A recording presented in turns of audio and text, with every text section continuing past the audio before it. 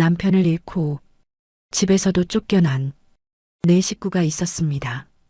그들이 가진 전부는 마지막 돈 그리고 한 채의 폐가였습니다. 하지만 그 집의 벽을 허문 순간 믿을 수 없는 것이 나왔습니다. 30년 전 남편의 비밀이었습니다. 이야기 시작하기 전에 잠깐만요. 구독과 좋아요로 조용히 응원해 주시면 다음 이야기를 이어가는데 큰 힘이 됩니다. 지금 어디에서 듣고 계신지 댓글로 한 줄 남겨주셔도 충분합니다. 이 이야기는 끝까지 함께 해주세요. 김정희는 61살이었습니다. 남편을 잃은 지 3년째였어요. 아직도 믿기지 않았죠. 남편 김태수는 98년 금융위기 때부터 정희와 함께 작은 식당을 운영했습니다. 힘든 시기였지만 두 사람은 버텼어요. 함께라면 무엇이든 할 수 있었죠. 하지만 3년 전 겨울 남편은 갑자기 쓰러졌습니다. 심장마비였어요. 병원으로 급히 옮겼지만 소용없었죠. 남편은 그렇게 세상을 떠났습니다. 정희는 그날을 잊을 수 없었습니다. 아침까지만 해도 멀쩡했던 남편이었어요. 장난도 치고 웃기도 했죠. 하지만 저녁에는 차가운 시체가 되어 있었습니다. 장례식은 조용히 치러졌습니다. 사람들이 와서 위로했지만 정희는 아무것도 들리지 않았어요. 그저 멍하니 앉아 있었죠. 장례가 끝나고 일주일쯤 지났을까요? 시댁 식구들이 찾아왔습니다. 시동생과 시누이였어요. 형님, 얘기 좀 합시다. 시동생이 말했습니다. 정희는 차를 내왔어요. 이 집 말인데요. 시동생이 조심스럽게 말을 꺼냈습니다. 형님 명의잖아요. 근데 형님이 돌아가셨으니 정희는 무슨 말을 하려는지 알았습니다. 가슴이 철렁했어요. 형수님은 이제 남남이니까요. 시누이가 직설적으로 말했습니다. 정희는 믿을 수 없었어요. 애들이 있잖아요. 큰애, 둘째, 막내. 정희가 떨리는 목소리로 말했습니다. 하지만 시댁 식구들은 냉정했어요. 애들은 다 컸잖아요. 스스로 살 수 있어요. 시동생이 말했습니다. 정희는 눈물이 났지만 참았어요. 한 달 드릴 테니까 나가세요. 시누이가 선언했습니다. 정희는 아무 말도 할 수 없었죠. 큰아들 민수는 32이었습니다. 회사 다니는 평범한 직장인이었어요. 둘째 민정은 29, 작은 카페에서 일했죠. 막내 민호는 26, 프리랜서로 일했습니다. 정희는 아이들을 불러 모았습니다. 집에서 나가야 한다고 말했어요. 엄마, 어떻게 그럴 수 있어요? 민정이 분노했습니다. 민수도 화가 났어요. 법적으로 싸워야죠. 하지만 정희는 고개를 저었습니다. 그럴 힘이 없어. 그리고 더 싸우고 싶지 않아. 정희는 지쳐 있었습니다. 남편을 잃은 슬픔에 더해 집까지 잃게 됐어요. 더 이상 싸울 기력이 없었죠. 한 달 뒤, 네 식구는 집을 나왔습니다. 짐은 많지 않았어요. 옷가지와 필요한 물건들 뿐이었죠. 엄마, 우리 어디로 가요? 민호가 물었습니다. 정희는 대답할 수 없었어요. 갈 곳이 없었죠. 일단 민수의 친구 집에 신세를 졌습니다. 좁은 원룸에 4명이 지냈어요. 불편했지만 어쩔 수 없었죠. 올해는 못 있어요. 민수의 친구가 미안해하며 말했습니다. 정희는 알고 있었어요. 정희는 남편이 남긴 돈을 확인했습니다. 퇴직금 일부가 있었어요. 많지 않았지만 그래도 있었죠. 이걸로 집을 구해야 해. 정희는 결심했습니다. 네 식구가 함께 살 집을요. 아이들만은 흩어지게 할 수 없지. 정희는 생각했습니다. 남편이 없어도 집이 없어도 네 식구는 함께 있어야 했어요. 정희는 부동산을 돌아다니기 시작했습니다. 하지만 현실은 냉정했어요. 이 돈으로는 어렵습니다. 중개인들은 고개를 저었습니다. 전셋집도 월세도 정의의 예산으로는 부족했어요. 4명이 살 수 있는 집이 필요한데 정의가 말했지만 중개인들은 회의적이었습니다.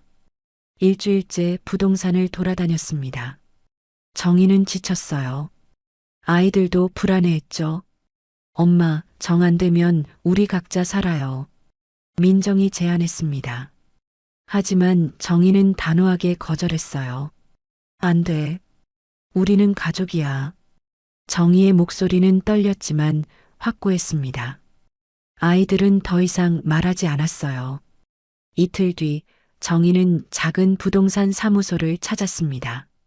외곽에 있는 곳이었어요. 혹시 싼 집 없나요? 정의가 물었습니다. 중개인은 한숨을 쉬었어요. 싼 집은 다 이유가 있어요. 중개인이 말했습니다. 정의는 괜찮다고 했어요. 어떤 이유든 상관없어요. 내 식구만 살 수 있으면 돼요. 중개인은 잠시 생각하다가 서랍을 뒤졌습니다. 한 장의 사진을 꺼냈어요. 이게 있긴 한데요. 중개인이 망설이며 사진을 내밀었습니다. 정의는 사진을 받아봤어요. 낡은 집이었습니다. 페인트가 벗겨지고 정원은 잡초투성이었어요. 폐가 같았죠? 사람이 안 산 지 20년도 넘었어요. 중개인이 설명했습니다. 원래 주인이 돌아가시고 방치됐죠.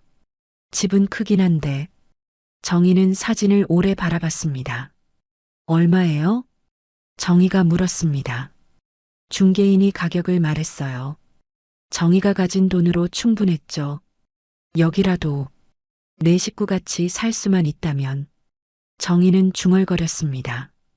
중개인은 정의를 데리고 그 집으로 갔습니다. 도시 외곽이었어요. 차로 1시간쯤 걸렸죠. 여기에요. 중개인이 차를 세웠습니다. 정의는 차에서 내려 집을 봤어요. 사진보다 더 낡아 보였습니다. 담장은 무너져 있었고 대문은 녹슬어 있었어요. 정원은 잡초가 무성했죠. 안으로 들어가 볼까요? 중개인이 열쇠를 꺼냈습니다. 대문을 열자 삐걱 소리가 났어요. 집 안으로 들어갔습니다. 먼지가 자욱했어요. 거미줄이 곳곳에 쳐져 있었죠. 오래 비어 있어서 이래요. 중개인이 미안해하며 말했습니다. 정의는 괜찮다고 했어요. 청소하면 되죠. 정의가 말했습니다. 중개인은 집 안을 안내했어요. 거실, 부엌, 방 3개, 욕실도 있었습니다. 크기는 충분했어요. 내 식구가 살기에 나쁘지 않았죠. 보일러는 되나요?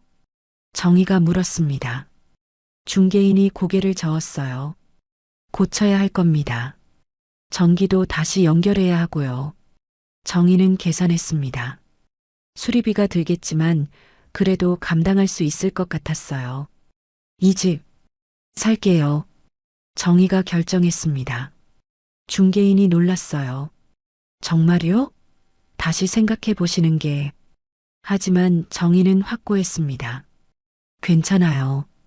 이 집이면 돼요. 계약을 진행했습니다. 정의는 가진 돈을 거의 다 썼어요. 남은 건 수리비와 생활비뿐이었죠. 아이들에게 말했습니다. 집 구했어. 민수가 물었습니다. 어디에요? 정의가 사진을 보여줬습니다. 아이들은 놀랐어요. 엄마, 이게 뭐예요? 민정이 걱정스럽게 물었습니다. 정의는 웃으려 애썼어요. 괜찮아. 고치면 살만해. 하지만 아이들은 불안했습니다. 민호가 말했어요. 엄마, 다른 곳 찾아봐요. 정의가 고개를 저었습니다. 여기밖에 없어. 우리 예산으로는. 아이들은 더 이상 반대하지 않았습니다. 어머니의 결정을 존중했어요. 일주일 뒤 내 식구는 그 집으로 이사했습니다. 짐은 많지 않았어요. 트럭 한 대면 충분했죠. 집에 도착하니 낮인데도 어두웠습니다. 나무들이 햇빛을 가렸어요. 들어가 보자. 정희가 앞장섰습니다. 아이들이 따라왔어요. 대문을 열고 들어갔습니다. 잡초를 헤치며 현관까지 갔어요. 현관문을 여는 순간 냄새가 밀려왔습니다. 곰팡이 냄새였어요. 싸늘한 공기가 얼굴을 스쳤죠. 냄새. 민정이 코를 막았습니다. 민수도 인상을 찌푸렸어요. 일단 환기부터 시키자. 민수가 창문을 열었습니다. 먼지가 날렸어요. 집안을 둘러봤습니다. 중개인이 보여준 것보다 더 낡았어요. 벽지는 찢어져 있었고 바닥은 삐걱거렸죠. 엄마, 여기 괜찮겠어? 민호가 걱정스럽게 물었습니다. 정희는 밝게 웃으려 애썼어요. 처음엔 다 이런 거야. 조금씩 고치면 돼. 하지만 정희도 불안했습니다. 정말 여기서 살 수 있을까요? 첫날 밤이었습니다. 전기가 아직 안 들어와서 촛불을 켰어요. 네 식구는 거실에 모여 앉았죠. 내일부터 청소하자. 정희가 말했습니다. 아이들이 고개를 끄덕였어요. 그리고 보일러 업체 불러서 고치고 전기도 연결하고 정희는 할 일을 정리했습니다. 아이들은 조용히 들었어요. 밤이 깊어지자 집은 더욱 조용해졌습니다. 아니, 조용하지 않았어요. 삐걱. 어디선가 소리가 났습니다. 민정이 놀라 주위를 둘러봤어요. 뭐야, 저 소리? 민수가 대답했습니다. 바람에 뭔가 흔들리는 것 같은데. 하지만 바람은 불지 않았습니다. 툭! 또 소리가 났습니다. 이번에는 벽 쪽에서였어요. 쥐인가? 민호가 말했습니다. 정희는 고개를 끄덕였어요. 그럴 거야. 오래 비어있던 집이니까. 하지만 정희도 불안했습니다. 소리가 이상했어요. 밤새 소리는 계속됐습니다. 삐걱, 툭, 탁. 여기저기서 났어요. 아이들은 잠을 제대로 이루지 못했습니다. 정희도 마찬가지였어요. 아침이 되자 모두 피곤한 얼굴이었습니다. 엄마, 어젯밤 소리 들었어요? 민정이 물었습니다. 정희는 들었다고 대답했어요. 오래된 집이라 그래. 익숙해지면 괜찮을 거야. 하지만 정희도 확신은 없었습니다. 그날 전기업체가 왔습니다. 전기를 연결했어요. 불이 들어오니 조금 나아졌죠. 보일러 업체도 왔습니다. 하지만 고개를 저었어요. 이거 완전히 바꿔야 해요. 비용이 만만치 않았습니다. 정희는 고민했어요. 일단 최소한만 고쳐주세요. 정희가 부탁했습니다. 업체는 어쩔 수 없이 응급처치만 했어요. 며칠이 지났습니다. 네 식구는 청소를 시작했어요. 먼지를 털고 거미줄을 치우고 바닥을 닦았죠. 조금씩 집이 깨끗해졌습니다. 하지만 여전히 낡았어요. 그래도 우리 집이야. 정희가 말했습니다. 아이들도 고개를 끄덕였어요. 하지만 밤이 되면 또 소리가 났습니다. 삐걱, 툭, 탁. 엄마, 저 소리 정말 이상해요. 민호가 말했습니다. 정희도 알고 있었어요. 내일 자세히 살펴보자. 다음 날 아침 민수는 소리가 나는 곳을 확인하기로 했습니다. 밤새 들었던 소리가 신경 쓰였어요. 여기에서 주로 났던 것 같은데. 민수가 거실 한쪽 벽을 가리켰습니다. 정희와 민정, 민호도 다가왔어요. 민수는 벽을 두드려 봤습니다. 톡톡. 소리가 다른 곳과 달랐어요. 여기 비어 있는 것 같아. 민수가 말했습니다. 민정도 벽을 두드려 봤어요. 진짜네. 이상하다. 민정이 말했습니다. 정희는 벽을 자세히 봤어요. 다른 곳과 색이 조금 달랐죠. 혹시 나중에 막은 건가? 정희가 중얼거렸습니다. 민호가 물었어요. 엄마, 열어볼까요? 정희는 망설였습니다. 남의 집 벽을 함부로 뚫어도 되나요? 우리 집이잖아요. 확인해 봐도 될 것 같은데. 민수가 말했습니다. 정희는 고개를 끄덕였어요. 민수는 공구함에서 망치를 꺼냈습니다. 조심스럽게 벽을 두드렸어요. 툭! 벽 일부가 떨어져 나갔습니다. 먼지가 날렸어요. 조심해. 정희가 말했습니다. 민수는 계속 벽을 부쉈어요. 구멍이 점점 커졌습니다. 안쪽이 보이기 시작했어요. 뭐가 있어? 민정이 소리쳤습니다. 정말 뭔가 보였어요. 민수는 구멍을 더 넓혔습니다. 손을 넣어 안을 더듬었어요. 뭔가 있어. 잠깐만. 민수가 조심스럽게 무언가를 꺼냈습니다. 철제 상자였어요. 낡고 녹슬어 있었죠. 이게 뭐야? 민호가 물었습니다. 정희는 상자를 받아들었어요. 무거웠죠. 네 식구는 거실 바닥에 둘러앉았습니다. 정희는 상자를 가운데 놓았어요. 열어볼까요? 민정이 물었습니다. 정희는 고개를 끄덕였어요. 상자는 잠겨 있지 않았습니다. 정희는 천천히 뚜껑을 열었어요. 안에는 서류 뭉치가 있었습니다. 오래된 종이들이었어요. 그리고 낡은 수첩, 봉투 하나가 있었죠. 정희는 봉투를 집어들었습니다. 겉면을 봤어요. 순간 정희의 손이 멈췄습니다. 정희에게 봉투에 이름이 적혀 있었어요. 정희의 이름. 그리고 그 글씨는 엄마, 왜 그래요? 민수가 물었습니다. 정희는 대답할 수 없었어요. 그 글씨를 정희는 너무 잘 알고 있었습니다. 남편 김태수의 글씨였어요. 이게 어떻게? 정희의 손이 떨렸습니다. 민정이 봉투를 봤어요. 엄마 이름이네. 이거 누가 쓴 거예요? 정희는 봉투를 가슴에 안았습니다. 눈물이 났어요. 아빠야. 아빠 글씨야. 아이들이 놀랐습니다. 민수가 황급히 물었어요. 아빠가? 그럼 아빠가 이 집을 알고 있었어요? 정희는 대답할 수 없었습니다. 이해할 수 없었어요. 왜 남편이 이 집을 알고 있었을까요?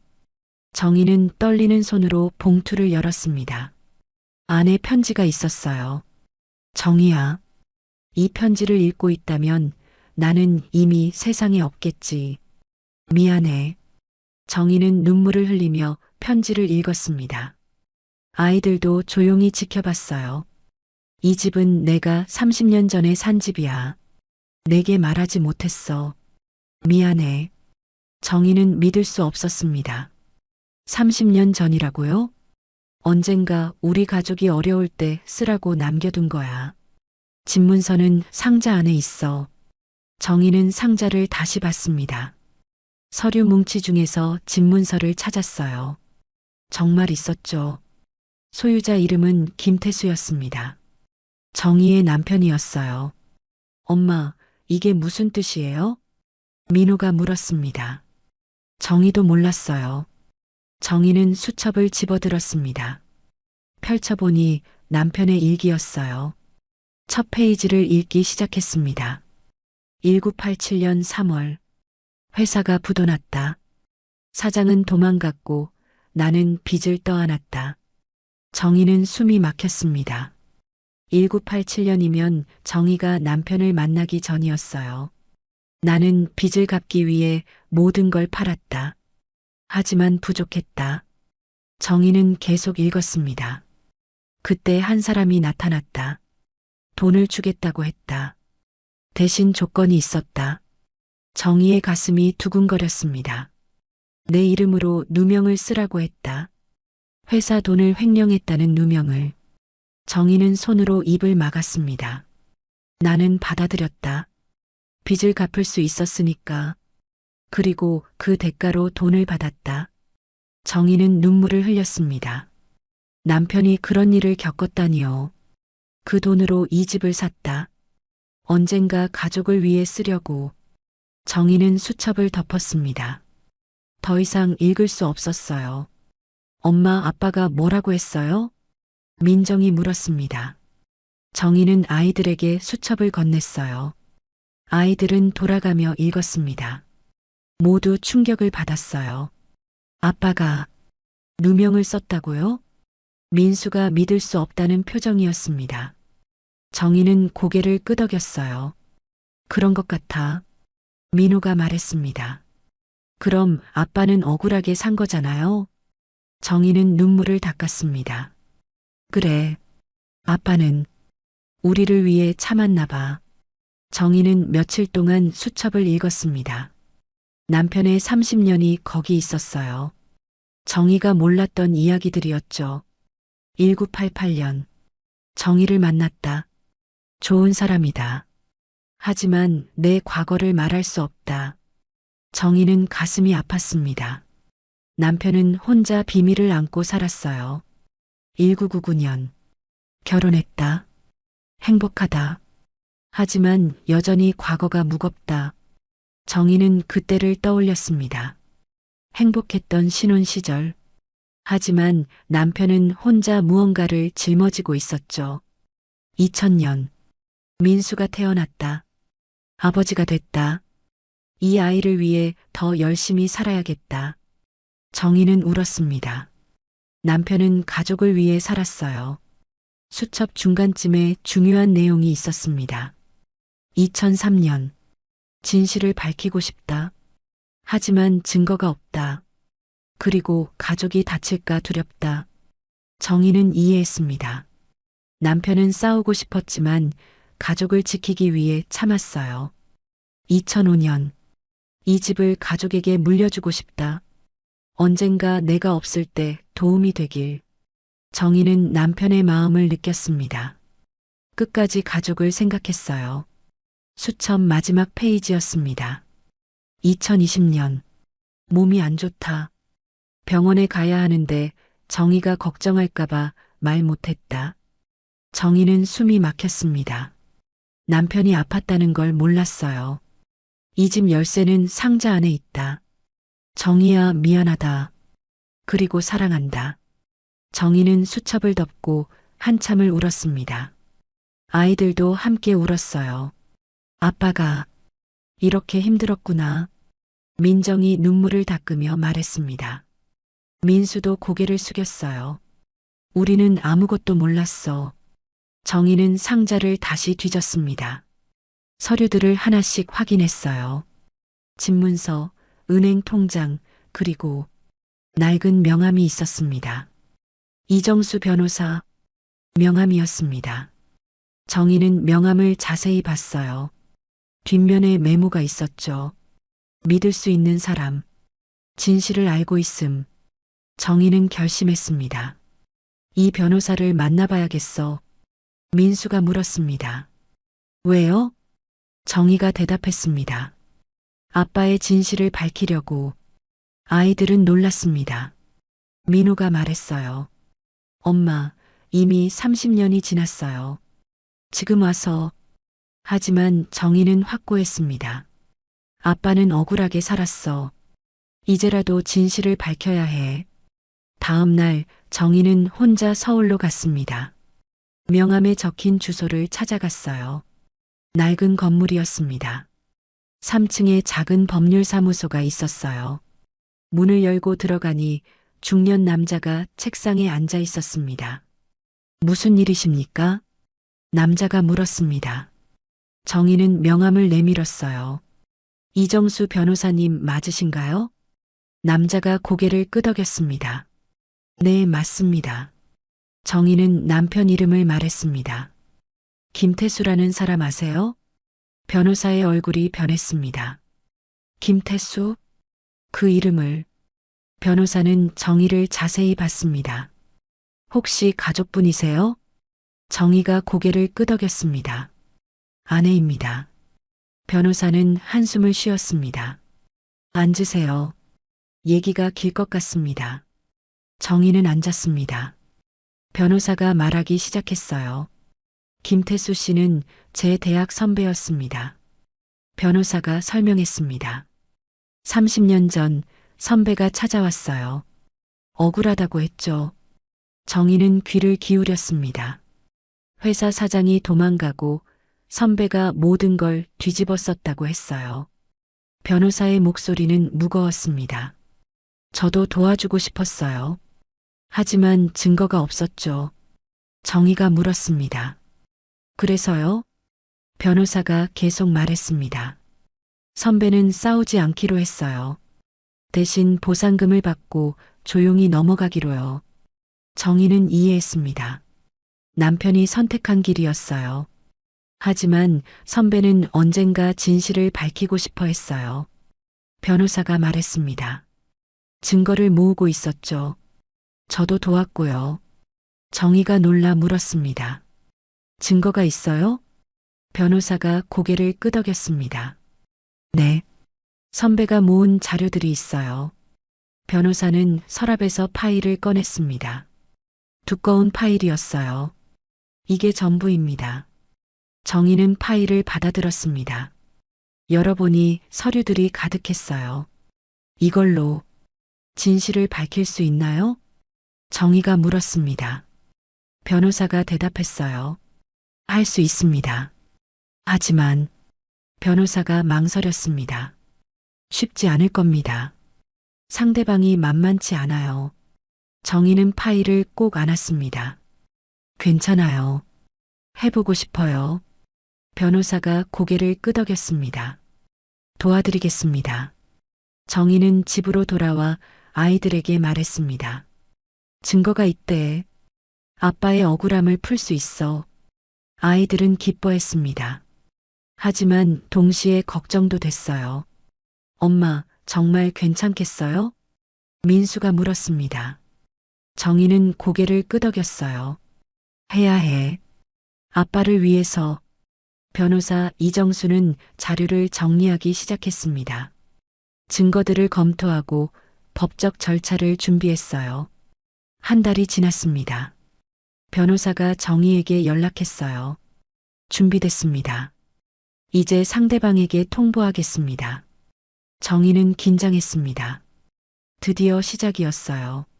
변호사는 30년 전 사건 관계자들에게 내용 증명을 보냈습니다. 진실을 밝히겠다는 내용이었어요. 며칠 뒤 연락이 왔습니다.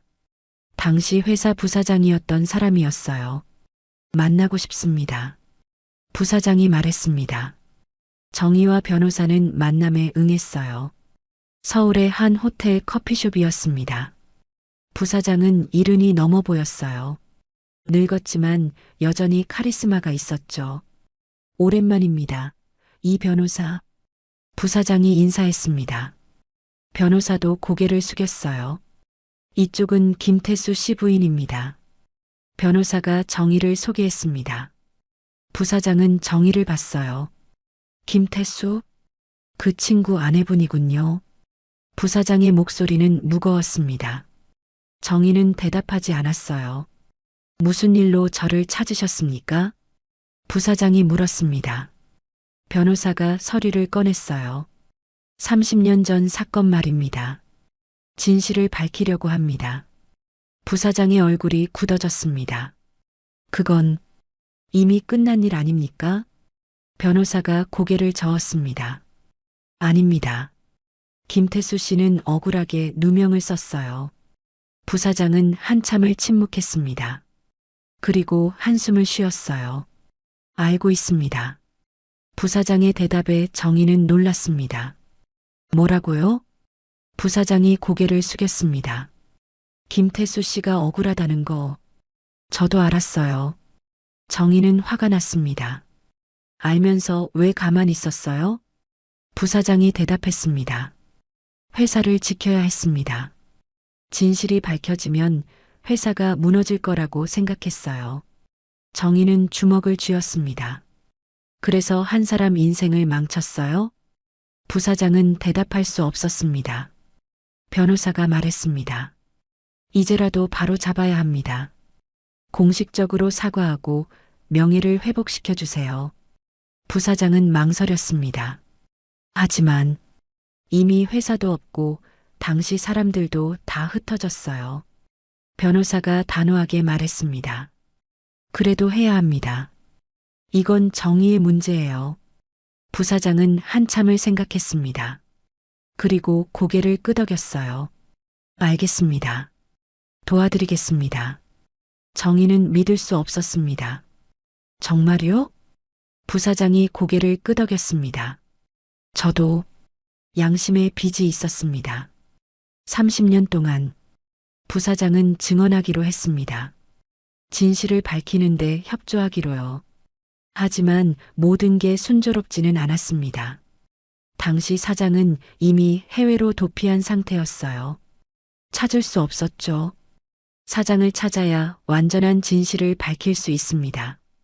변호사가 말했습니다. 정의는 낙담했어요. 그럼 어떻게 해요? 변호사가 대답했습니다. 일단 할 수 있는 것부터 하겠습니다. 부사장 증언만으로도 많은 걸 바로잡을 수 있어요. 몇 달이 지났습니다. 변호사는 법적 절차를 밟았어요. 법원에 재심을 청구했죠. 언론도 관심을 가졌습니다. 30년 만에 밝혀지는 진실이라는 제목으로 기사가 나왔어요. 정의는 인터뷰 요청을 받았습니다. 처음에는 거절하려 했지만 변호사가 권했어요. 여론의 힘도 필요합니다. 정의는 인터뷰에 응했습니다. 남편 이야기를 했어요. 남편은 평생 억울함을 안고 살았습니다. 이제라도 진실을 밝히고 싶어요. 기사가 나간 뒤 반응이 뜨거웠습니다. 사람들은 정의를 응원했어요. 하지만 동시에 비난도 있었습니다. 이제 와서 무슨 소용이냐? 돈이 목적 아니냐? 정의는 상처받았지만 참았습니다. 진실을 위해서였어요. 재심날이 다가왔습니다. 정의와 아이들, 변호사는 법정에 갔어요. 부사장도 증인으로 출석했습니다. 김태수 씨는 무죄입니다. 부사장이 증언했습니다. 모든 책임은 당시 사장에게 있었어요. 김태수 씨는 누명을 쓴 겁니다. 판사는 증거들을 검토했습니다. 남편이 모은 자료, 부사장의 증언, 모든 것이 일치했어요. 판결하겠습니다. 판사가 말했습니다. 정의는 숨을 참았어요. 피고인 김태수는 무죄. 정의는 그 자리에서 울음을 터뜨렸습니다. 아이들도 함께 울었어요. 30년 만에 남편의 억울함이 풀렸습니다. 무죄 판결 이후 정의의 삶은 조금씩 변하기 시작했습니다. 언론은 계속 관심을 보였어요. 하지만 정의는 조용히 살고 싶었죠. 이제 그만 인터뷰하고 싶어요. 정의가 변호사에게 말했습니다. 변호사는 이해한다고 했어요. 충분히 하셨습니다. 이제 쉬세요. 정의는 폐가로 돌아왔습니다. 아이들이 기다리고 있었어요. 엄마, 수고했어요. 민수가 안아줬습니다. 정의는 아들의 품에서 울었어요. 아빠, 이제 편히 쉴 수 있겠지. 정의가 중얼거렸습니다. 민정과 민호도 어머니를 안아줬어요. 네 식구는 집을 본격적으로 고치기 시작했습니다. 판결 이후 보상금이 나왔어요. 많지는 않았지만 집을 수리하기엔 충분했죠. 보일러부터 새로 설치하자. 민수가 말했습니다. 정의는 고개를 끄덕였어요. 그래. 그리고 벽지도 다시 바르고 네 식구는 함께 일했습니다. 벽을 칠하고 바닥을 닦고 창문을 고쳤어요. 한 달쯤 지났을까요? 집이 많이 달라졌습니다. 여전히 낡았지만 따뜻해 보였어요. 우리 집 같아.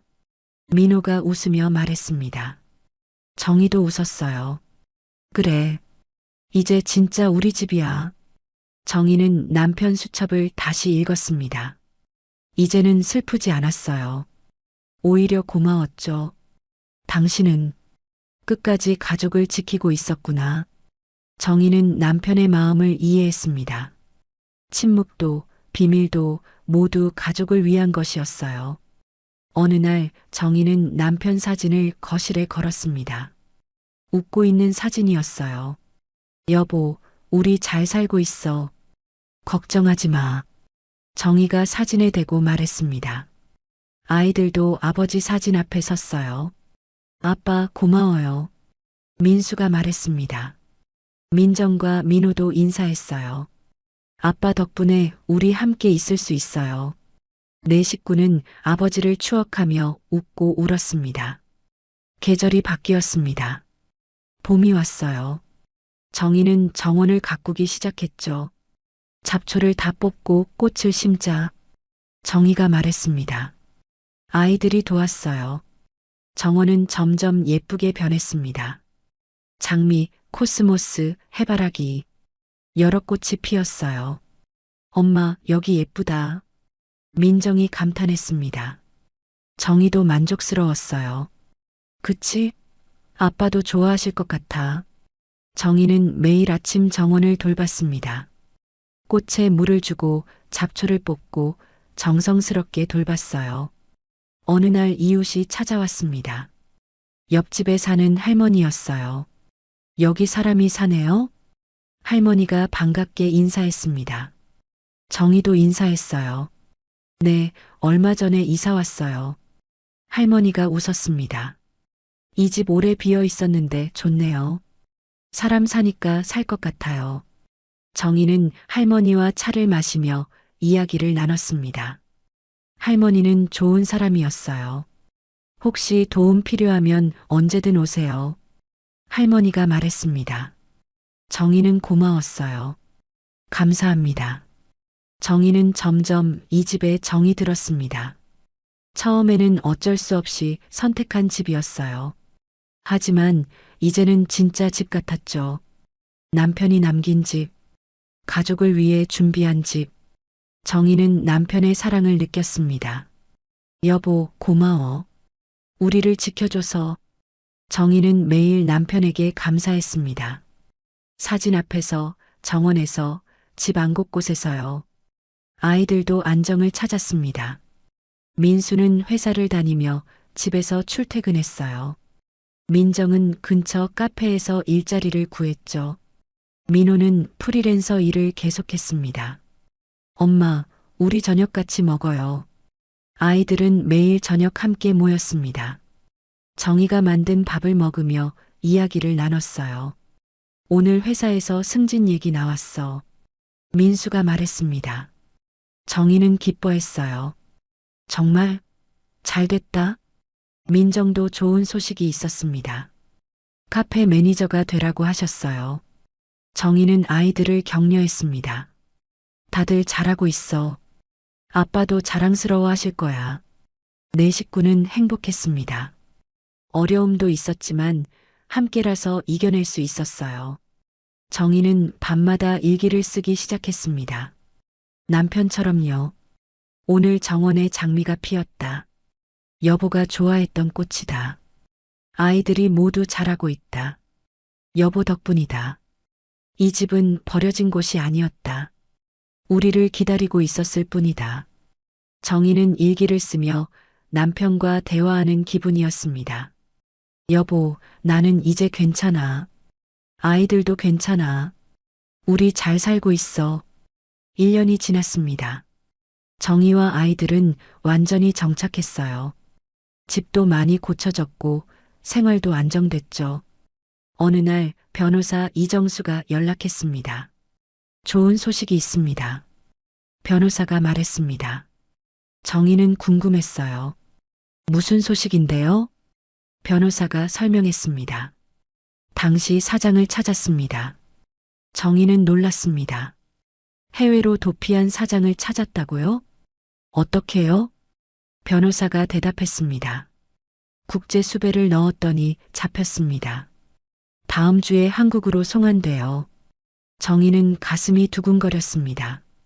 그럼 직접 대면할 수 있나요? 변호사가 고개를 끄덕였습니다. 네. 원하신다면 주선하겠습니다. 정희는 고민했습니다. 남편을 망친 사람을 만나야 할까요? 아이들과 상의했습니다. 엄마가 결정하세요.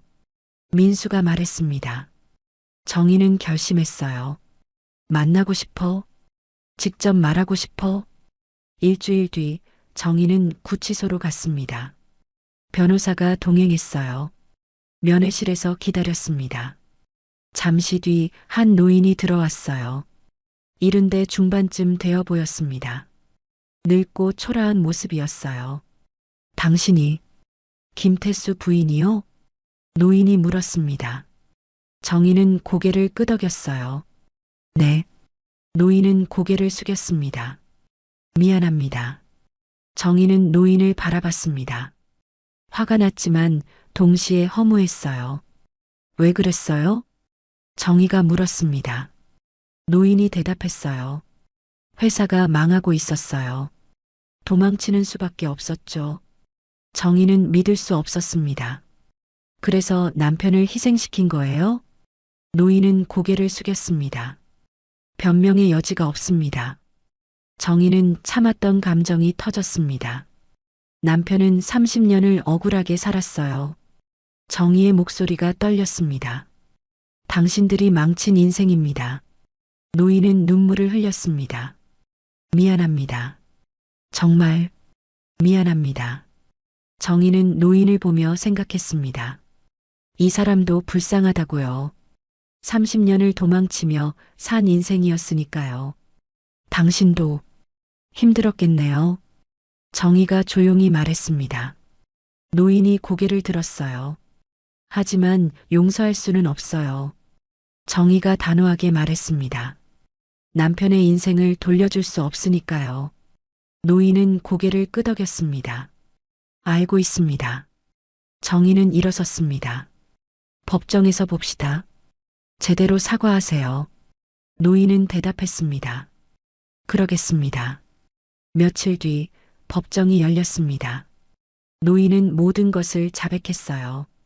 제가 책임자입니다. 김태수 씨는 무죄입니다. 판사는 노인에게 벌금형을 선고했습니다. 나이가 많아 실형은 면했어요. 하지만 정희에게 중요한 건 형량이 아니었습니다. 진실이 밝혀진 것, 그게 중요했어요. 법정을 나오며 정희는 하늘을 올려다봤습니다. 여보, 이제 편히 쉬어요. 정희가 중얼거렸습니다. 눈물이 흘렀지만 시원했어요. 집으로 돌아오니 아이들이 기다리고 있었습니다. 엄마, 어떻게 됐어요? 민정이 물었습니다. 정희는 웃으며 대답했어요. 끝났어. 다 끝났어. 아이들이 정희를 안아줬습니다. 네 식구는 한참을 그렇게 있었어요. 아빠, 이제 마음 편히 쉬세요. 민수가 아버지 사진을 보며 말했습니다. 정희도 사진을 봤어요. 그래. 이제 다 끝났어. 그날 밤 정희는 남편 수첩을 마지막으로 읽었습니다. 그리고 조심스럽게 상자에 넣었어요. 이제 그만 아파해도 돼. 정희가 상자에 대고 말했습니다. 정희는 상자를 다시 벽 속에 넣기로 했습니다. 원래 있던 자리예요. 왜요, 엄마? 민호가 물었습니다. 정희가 대답했어요. 아빠가 원한 자리니까. 그리고 우리가 잊지 않을 거니까. 민수가 벽을 다시 막았습니다. 조심스럽게, 정성스럽게요. 벽이 다 막히자 정희는 손을 얹었습니다. 여보, 고마워. 우리를 지켜줘서. 정희의 눈에서 눈물이 흘렀습니다. 하지만 슬픈 눈물이 아니었어요. 감사의 눈물이었죠. 아이들도 벽에 손을 얹었습니다. 아빠 사랑해요. 민정이 말했습니다. 아빠 덕분에 우리 행복해요. 민호가 말했습니다. 아빠 평생 잊지 않을게요. 민수가 말했습니다. 네 식구는 한참을 그렇게 서 있었습니다. 아버지를, 남편을 추억하며요. 2년이 지났습니다. 폐가는 완전히 달라져 있었어요. 예쁜 집이 됐죠. 정희는 정원에 앉아 있었습니다. 꽃이 만발한 봄날이었어요. 장미, 튤립, 수선화. 아름다웠죠. 엄마, 차 가져왔어요. 민정이 차를 내왔습니다. 정희는 고맙게 받아 마셨어요. 민정아, 카페는 잘 돼가니? 정희가 물었습니다. 민정이 웃으며 대답했어요. 네, 손님도 많아지고 있어요. 민수는 승진했습니다. 과장이 됐어요. 민호는 프리랜서로 성공했죠. 일감이 많아졌습니다. 엄마, 우리 모두 잘 되고 있어요. 민수가 말했습니다. 정희는 뿌듯했어요. 아빠가 결국 우리 지켜줬네. 정희가 중얼거렸습니다. 아이들도 고개를 끄덕였어요. 정희는 매일 남편을 생각했습니다. 하지만 이제는 슬프지 않았어요. 오히려 감사했죠. 여보, 우리 잘 살고 있어. 걱정하지 마. 정희는 자주 남편에게 말했습니다. 사진 앞에서, 정원에서, 집 안 곳곳에서요. 이웃들과도 친해졌습니다. 옆집 할머니는 자주 놀러 왔어요. 정희 씨, 집이 정말 예뻐졌네요. 할머니가 감탄했습니다. 정희는 웃었어요. 처음엔 폐가였는데 이렇게 됐네요. 할머니가 말했습니다. 집이 사람을 닮는다더니 정말 그런 것 같아요. 정희는 그 말이 좋았습니다. 집이 자신들을 닮아간다니요. 정희는 집을 둘러봤습니다. 거실, 부엌, 방들. 모든 곳이 따뜻했어요. 이 집은 버려진 곳이 아니었어. 정희는 생각했습니다. 우리를 기다리고 있었을 뿐. 남편이 30년 전에 준비한 집, 가족을 위해 남긴 집. 정희는 남편의 사랑을 느꼈습니다. 어느 일요일, 네 식구는 함께 정원을 가꿨습니다. 새로운 꽃을 심고 잡초를 뽑고 물을 줬어요. 엄마, 여기 장미 심을까요? 민정이 물었습니다. 정희는 고개를 끄덕였어요. 그래. 아빠가 좋아하던 꽃이야. 네 식구는 함께 장미를 심었습니다. 빨간 장미였어요. 아빠, 이 꽃 좋아하실 거예요. 민호가 말했습니다. 정희도 웃었어요. 그럼, 분명 좋아하실 거야. 저녁이 되자 네 식구는 거실에 모였습니다. 함께 저녁을 먹었어요. 오늘 뭐 먹을까? 정희가 물었습니다. 아이들이 대답했어요. 엄마가 만드는 거 다 좋아요. 정희는 부엌으로 가서 요리를 시작했습니다. 김치찌개를 끓였어요. 남편이 좋아하던 음식이었죠. 식사를 하며 아이들은 이야기를 나눴습니다. 일상적인 이야기들이었어요. 회사 일, 카페 일, 프리랜서 일. 정희는 아이들을 바라보며 행복했습니다. 네 식구가 함께 있다는 것, 그게 가장 소중했어요. 아이들아, 정희가 불렀습니다. 아이들이 정희를 봤어요. 응, 엄마. 정희가 말했습니다. 우리 정말 행복하다. 아이들도 고개를 끄덕였습니다. 네, 엄마. 우리 행복해요. 민수가 말했습니다. 아빠 덕분이에요. 민정이 덧붙였습니다. 그리고 엄마 덕분이에요. 민호가 말했습니다. 정희는 눈물이 났습니다. 하지만 행복한 눈물이었어요. 고마워, 얘들아. 그날 밤 정희는 일기를 썼습니다. 여보, 오늘 아이들과 정원에 장미를 심었어. 당신이 좋아하던 빨간 장미. 아이들이 모두 잘하고 있어. 민수는 승진했고 민정이는 매니저가 됐어. 민호는 일이 잘 되고 있고 우리 모두 행복해. 이 집에서 정희는 펜을 내려놓고 창밖을 바라봤습니다. 달이 밝았어요. 여보, 이 집은 폐가가 아니었어. 우리를 기다리던 집이었어. 정희는 미소를 지었습니다. 당신이 남긴 마지막 선물. 고마워, 여보. 폐가였던 집에는 이제 불이 환하게 켜져 있었습니다.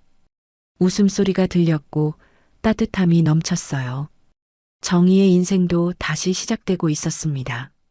남편 없이 힘들었지만 아이들과 함께라면 괜찮았어요. 이 집은 단순한 집이 아니었습니다. 남편의 사랑이 담긴 곳이었어요. 가족을 위한 마지막 선물이었죠. 정희는 매일 밤 남편에게 말했습니다. 여보, 잘 자요. 우리 내일도 잘 살게요. 그리고 평화롭게 잠들었습니다. 가족과 함께 이 따뜻한 집에서요. 귀한 시간 내어 이 영상을 함께 해주셔서 진심으로 감사합니다. 여러분의 한 번 시청, 한 줄 댓글이 저에게 큰 힘이 됩니다. 앞으로도 마음을 어루만지는 이야기로 보답드리겠습니다. 항상 건강하시고 따뜻한 하루 보내세요. 사람 얼굴에 숨겨진 진실이 보인다면 믿으시겠습니까? 그날 이 아이는 회장님 곁에 서 있던 사람을 봤습니다. 그리고 모두가 숨을 멈춘 순간 아이가 입을 열었습니다. 회장님 옆에 있는 그분이 배신자예요. 이야기 시작하기 전에 잠깐만요. 구독과 좋아요로 조용히 응원해 주시면 다음 이야기를 이어가는데 큰 힘이 됩니다. 지금 어디에서 듣고 계신지 댓글로 한 줄 남겨주셔도 충분합니다. 이 이야기는 끝까지 함께 해주세요. 윤서준은 10살이었습니다. 초등학교 3학년이었어요. 작은 키에 말랐지만 눈빛만은 또렷했죠. 서준은 말을 아끼는 아이였습니다. 학교에서도 조용했어요. 친구들이 떠들 때 서준은 혼자 창밖을 바라보곤 했죠. 서준아, 같이 놀자. 친구들이 불렀지만 서준은 고개만 끄덕였습니다. 그리고 교실 구석에 앉아 책을 읽었어요. 선생님들은 서준을 걱정했습니다. 너무 조용했거든요. 하지만 성적은 좋았어요. 수업도 열심히 들었죠. 서준이는 문제 없어요. 그냥 조용한 성격인 것 같아요. 담임 선생님이 어머니에게 말했습니다. 서준의 어머니는 고개를 끄덕였어요. 걱정스러웠지만 믿기로 했죠. 서준은 할머니 손에 자랐습니다. 외할머니였어요. 부모님은 둘 다 일이 바빴죠. 서준은 대부분의 시간을 할머니와 보냈습니다. 할머니는 특별한 분이었습니다. 무당이었어요. 작은 동네에서 사람들의 고민을 들어주고 조언했죠. 할머니, 오늘도 사람들 와요? 서준이 물었습니다. 할머니는 고개를 끄덕였어요. 그럼 늘 오지. 서준은 할머니 일을 도왔습니다. 차를 끓이고 방을 정리하고 방문객을 맞이했어요. 얼굴엔 다 적혀 있다. 할머니는 자주 말했습니다. 좋은 것도 숨긴 것도 다 보여. 서준은 처음에는 무슨 말인지 몰랐어요. 하지만 점점 이해하기 시작했죠. 사람들이 할머니를 찾아왔습니다. 고민이 있었어요. 돈, 건강, 가족 문제. 다양했죠. 서준은 그들을 지켜봤습니다. 조용히 앉아서 얼굴을 봤어요. 저 아저씨는 거짓말하고 있어. 서준은 알 수 있었습니다. 입으로는 한 가지를 말하지만 얼굴은 다른 걸 보여줬어요. 서준아, 저 아저씨 어떻게 보이니? 할머니가 가끔 물었습니다.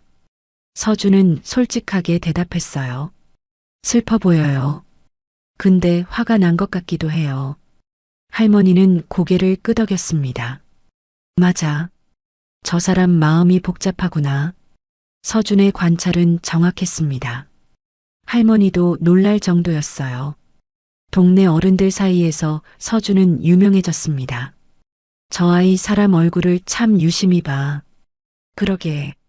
뭔가 보이는 것 같더라. 서준은 특별한 능력이 있다고 생각하지 않았습니다. 그저 보였을 뿐이었어요. 다른 사람들도 볼 수 있을 거라고 생각했죠. 할머니, 왜 사람들은 얼굴에 나타나는 걸 못 봐요? 서준이 물었습니다. 할머니가 웃었어요. 보고 싶지 않아서지. 보면 불편하니까. 서준은 이해했습니다. 진실은 가끔 불편했어요. 어느 날 서준은 학교에서 친구를 봤습니다. 친구는 웃고 있었어요. 하지만 눈은 슬펐죠. 괜찮아? 서준이 물었습니다. 친구가 놀란 표정을 지었어요. 응? 왜? 서준은 말하지 않았습니다. 그냥 옆에 앉아 있었어요. 친구는 잠시 후 울음을 터뜨렸죠. 우리 부모님이 싸워. 친구가 울먹였습니다. 서준은 친구의 손을 잡아줬어요. 말은 하지 않았지만 함께 있어줬죠. 그날 이후 친구는 서준을 특별하게 봤습니다. 서준아, 넌 마음을 읽을 수 있어? 친구가 물었습니다. 서준은 고개를 저었어요. 아니야. 그냥 보여. 서준은 설명할 수 없었습니다. 왜 보이는지, 어떻게 아는지, 그냥 알았어요. 할머니는 서준을 가끔 데리고 나갔습니다.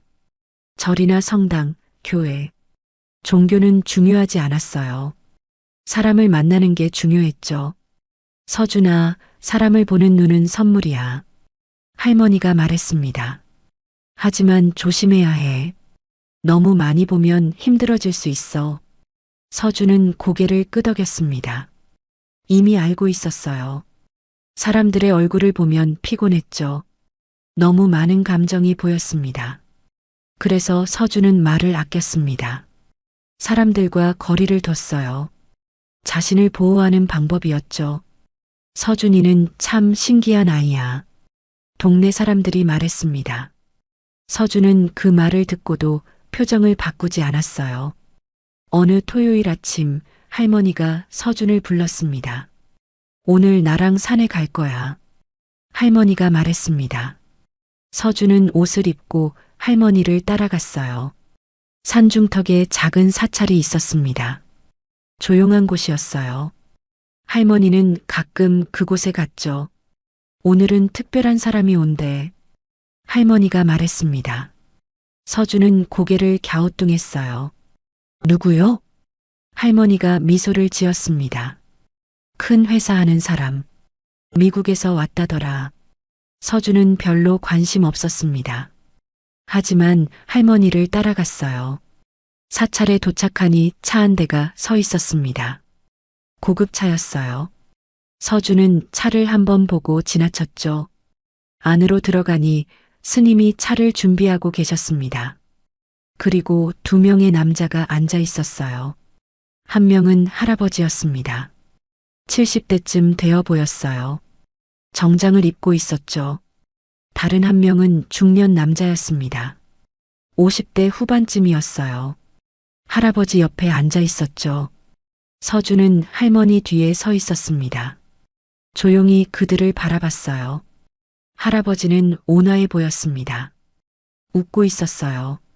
하지만 서준의 시선이 옆에 남자에게 갔습니다. 중년 남자는 공손한 표정이었어요. 고개를 숙이고 할아버지를 모시고 있었죠. 하지만 서준은 봤습니다. 남자의 눈을요. 이상해. 스님이 차를 따르며 인사했습니다. 먼 길 오시느라 수고하셨습니다. 할아버지가 고개를 숙였어요. 아닙니다. 좋은 곳을 소개받아 감사합니다. 할아버지의 목소리는 부드러웠습니다. 교양 있는 사람처럼 들렸어요. 이쪽은 박준혁 비서입니다. 20년을 함께했죠. 할아버지가 옆에 남자를 소개했습니다. 박준혁이라는 남자가 고개를 숙였어요. 박준혁입니다. 잘 부탁드립니다. 비서의 태도는 완벽했습니다. 예의 바르고 조심스러웠어요. 할아버지를 배려하는 모습이었죠. 할머니도 인사했습니다. 저는 동네에서 작은 일을 하는 사람입니다. 할머니는 서준을 앞으로 밀었어요. 이 아이는 제 손자 서준이에요. 서준은 고개를 숙여 인사했습니다. 하지만 시선은 여전히 비서에게 가 있었어요. 안녕하세요. 서준이 작게 인사했습니다. 할아버지가 환하게 웃었어요. 참 예의 바른 아이네요. 할아버지는 서준을 바라봤습니다. 친절한 눈빛이었어요. 서준도 할아버지를 봤죠. 이 할아버지는 좋은 사람이야. 서준은 직감적으로 알았습니다. 할아버지의 얼굴은 솔직했어요. 숨기는 게 없었죠. 하지만 옆에 비서는 달랐습니다. 회장님, 차 식기 전에 드세요. 비서가 공손하게 말했습니다. 할아버지가 고개를 끄덕이고 차를 마셨어요. 서준은 계속 비서를 관찰했습니다. 비서는 완벽했어요. 말투, 태도, 표정. 모든 게 흠잡을 데 없었죠. 하지만 눈이 달랐습니다. 저 사람 눈은 웃지 않아. 서준은 확신했습니다. 비서는 웃고 있었지만 눈은 차가봤어요. 무언가를 숨기고 있었죠. 스님과 할아버지가 이야기를 나눴습니다. 회사 얘기, 미국 생활, 한국 방문 목적. 여러 이야기가 오갔어요. 한국에 투자할 생각입니다. 할아버지가 말했습니다. 제 뿌리가 여기니까요. 이제 돌려줄 때가 됐죠. 스님이 고개를 끄덕였습니다. 훌륭한 생각이십니다. 비서는 옆에서 조용히 듣고 있었습니다. 가끔 메모를 하기도 했어요. 완벽한 비서의 모습이었죠. 서준은 점점 불편해졌습니다. 비서를 보면 볼수록 이상한 느낌이 들었어요. 말해야 하나? 서준은 고민했습니다. 하지만 어떻게 말해야 할까요? 어른들이 믿을까요? 할머니가 서준을 봤습니다. 할머니는 서준의 표정을 알아챘어요. 서준아, 괜찮니? 할머니가 조용히 물었습니다. 서준은 고개를 끄덕였지만 불편한 표정이었어요. 1시간쯤 지났을까요? 할아버지가 일어났습니다. 오늘은 이만 가봐야겠습니다. 좋은 시간이었습니다. 할아버지가 인사했습니다. 스님도 일어나 배웅했어요. 서준도 할머니와 함께 밖으로 나왔습니다. 할아버지와 비서가 차로 향했어요. 그 순간 서준의 발걸음이 멈췄습니다. 지금 말하지 않으면 안 될 것 같아. 서준은 직감했습니다. 이 기회를 놓치면 후회할 거라고요. 아저씨, 서준이 불렀습니다. 할아버지가 돌아봤어요. 응? 나를 부른 거니? 할아버지가 친절하게 물었습니다. 서준은 고개를 끄덕였어요. 주변이 조용해졌습니다. 할머니도 스님도 비서도 모두 서준을 봤어요. 아저씨, 서준이 다시 입을 열었습니다. 목소리는 떨렸지만 확고했어요. 아저씨 옆에 있는 그분. 서준은 비서를 가리켰습니다. 비서의 얼굴이 굳어졌어요. 그분이 배신자예요. 순간 시간이 멈춘 것 같았습니다. 아무도 말하지 않았어요. 비서가 황급히 웃었습니다. 애가 뭘 안다고 그러니? 죄송합니다, 회장님. 비서가 할아버지에게 사과했습니다. 하지만 할아버지는 대답하지 않았어요. 할아버지는 서준을 바라보고 있었습니다. 표정이 복잡했어요. 왜? 그렇게 생각하니? 할아버지가 조용히 물었습니다. 서준은 비서를 똑바로 봤어요. 저 사람 얼굴에는 두 개의 표정이 있어요. 서준이 말했습니다. 웃고 있지만 눈은 전혀 웃지 않아요. 비서의 얼굴이 창백해졌습니다. 할머니가 서준의 어깨를 잡았어요. 서준아. 할머니가 말리려 했습니다. 하지만 서준은 계속 말했어요. 그리고 저 사람은 아저씨를 볼 때 미워하는 것 같아요. 할아버지의 손이 떨렸습니다. 비서가 급히 말했어요. 회장님, 아이 말에 신경 쓰지 마세요.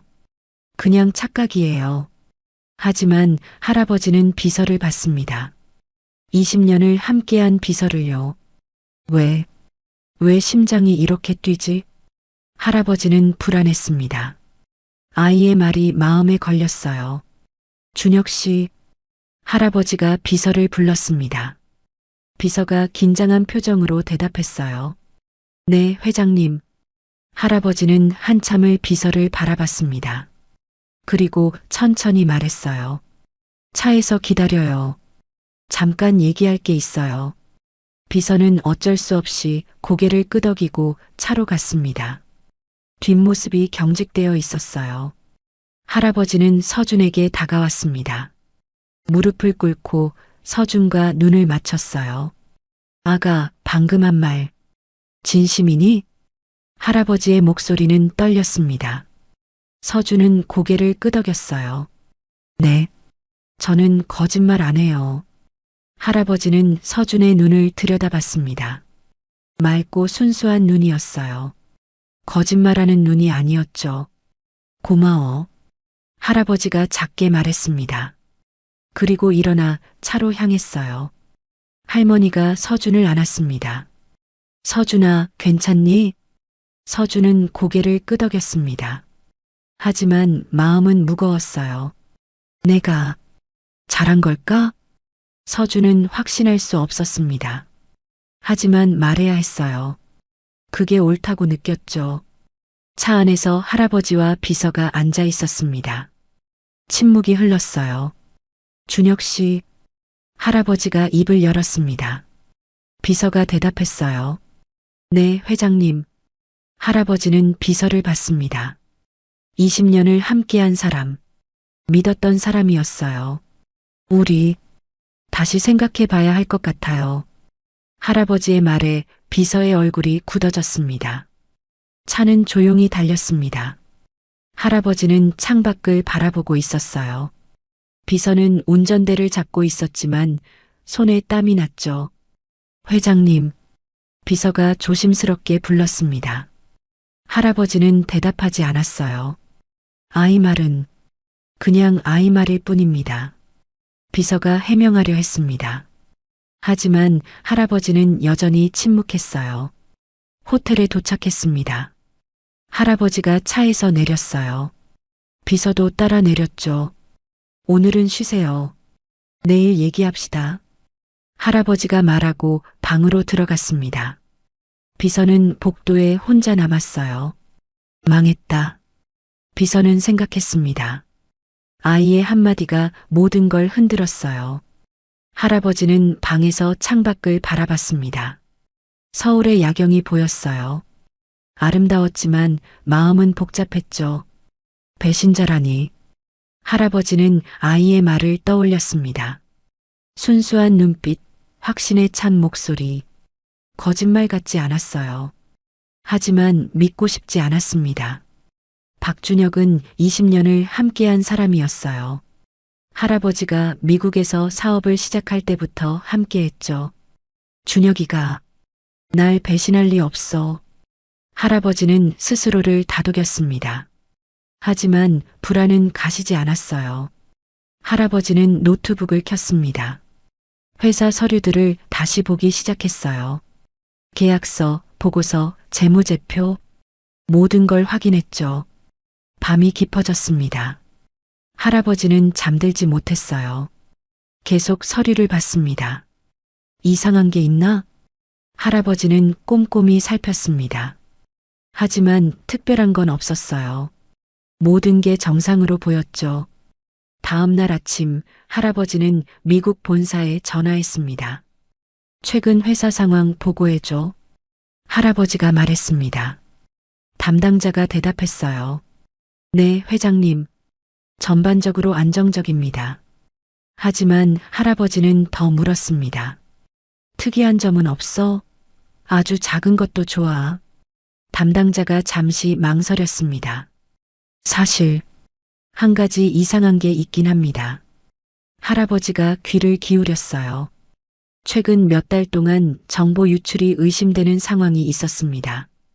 할아버지의 표정이 굳어졌습니다. 어떤 정보? 담당자가 설명했습니다. 투자 계획, 인수합병 정보 같은 것들이요. 경쟁사가 먼저 알고 움직이는 경우가 있었습니다. 할아버지는 숨이 막혔습니다. 조사는 했어? 담당자가 대답했습니다. 네, 하고 있습니다. 하지만 아직 확실한 건 못 찾았습니다. 전화를 끊고 할아버지는 소파에 주저앉았습니다. 설마 정말 준혁이가? 할아버지는 아이의 얼굴이 떠올랐습니다. 맑은 눈빛, 확신에 찬 목소리. 그분이 배신자예요. 할아버지는 손이 떨렸습니다. 믿고 싶지 않았지만 의심이 커졌어요. 점심시간 비서가 할아버지를 찾아왔습니다. 회장님, 식사하시죠. 비서가 예의 바르게 말했습니다. 할아버지는 비서를 봤어요. 이 사람이 정말 할아버지는 비서의 얼굴을 자세히 봤습니다. 평소처럼 공손했어요. 웃고 있었죠. 하지만 할아버지는 이제 달리 보였습니다. 눈을 봤어요. 아이가 말했던 것처럼 눈이 웃지 않았죠. 어떻게 20년 동안 몰랐을까? 할아버지는 자책했습니다. 사람을 제대로 보지 못했어요.